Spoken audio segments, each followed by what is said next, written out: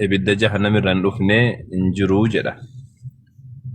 Kun waan murtiidha jechuun akkana jechuun ibiddi jannataa asitti jirti jechuudha. Namni guyyaa qiyaamaadha yeroo kaafamu bakka dachii qulqulluu dachii diriirtuu irratti kaafama. Erga sani ammoo akka hojii isaatitti kun gara ibiddaa kun gara jannataadhaa oofama. Yeroo oofamu ammoo warri akka Yahudotaa Kiristaanotaa siraatarra osoo hin dabrin dura ibiddatti kukkufuu jechuudha. Hadiis Anas keessatti Nabiin Rabbiidha alayhi salaatu wassalaam warri Yahudotaaf Kiristaanonni akkasuma warri mushriktootadha jechuudha. Warri dhakaa muka gabbaru hundi isaatu warri karaa Rabbiirra warri waan biraadha gabbaru guutuun isaatu ibidda jahannam keessatti siraatarra bahuu hin barbaachisu hin kukkufa. Keessatti hogguu kukkufe achi boodaan ammoo Rabbiin subhaanahu wa ta'aalaa siraata ka'a jechuun ibidda jahannamirra dabreetiin namni gara jannata akka seenu siraata kan jedhamu ka'a. Siraata kan jedhamu sun ammoo dildila maqaadhaan haa jedhamu malee dildila akka jiru duniyaati miti.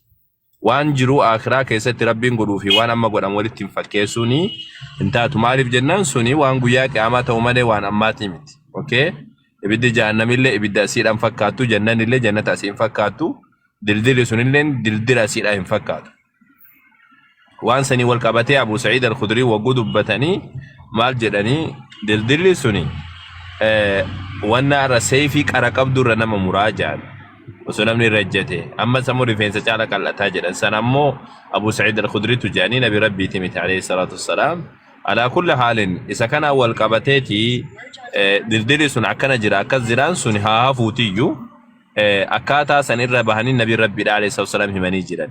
Namni hundi isaatu warri sanirra dabruudhaaf itti kennamu warra amantii islaamummaadha qaba warra rabbitti amananidha jechuun warra rabbitti amanan wogguu siin jedhu munaafiqtoota warra rabbitti amanne jedhu warra qalbiin isaanii xurillee haa ta'uti rabbitti amanne warra jedhu guutuudha. Akka dalagaa isaaniitiin irra dabranii jedhan nabiyyi Muhammad alayhi salaatu wassalaam akka dalagaa isaaniitiin irra dabranii jedhan. Namni gariin akka angaasuutti kan irra dabru jira biliccidheetuma yeroo takkaan gama bu'u jechuudha gara jannataatti achi ba'u jira jedhan. Gariin ammoo akka gaala gulufuutti, gariin akka farda gulufuutti, gariin akka qilleensaatti, gariin akka nama fiiguutti, gariin ammoo jedhan nabi rabbiidha alayhi salaatu wassalaam akka nama shonqooqoo wanna dildila kanarra akka nama shonqooqootti kan irra ba'u jira. Shonqooqoo beeytaasa waa qaqqabataatiin tirachuu jechuudha. Akkasitti osoo deemuyyuu hokkoo wayitii jira jedhan nabi rabbiidha alayhi salaatu wassalaam kan ibidda dildila sanirra jiru nama dalagaan isaa gama isa baasuu hin dandeenye hokkoon sun fuudhee ciccireetiin ibidda jahannam keessatti darba. Nama xiqqoo siidha dalagaan isaadha gaarii taatee dalagaa xiqqoolle taatu qabu garuu dalagaan isaa kan jajjaban ta'ini akkasiidhaa san osoo jeccitu qaamni isaa osoo jeccitu ka gama bahullee jira jechuudha. Walii galatti taraa kullaa dildila sanirra kan ba'amu namni an humna qabaa an intala an dhiira jechuudhaan osoo hin taane kan irra ba'amu akka dalagaatiin. Rabbitu irra si dabarsa dalagaa kan kee kaarra jiru kanatu si dabarsa malee ati dandeettii qabaatteef qabachuu baatteedhaa miti.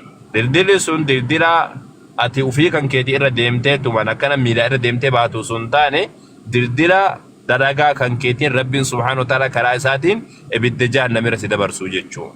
Ibidda jahannam irra dabarteetiin gara jannataadhaa dhaqxa.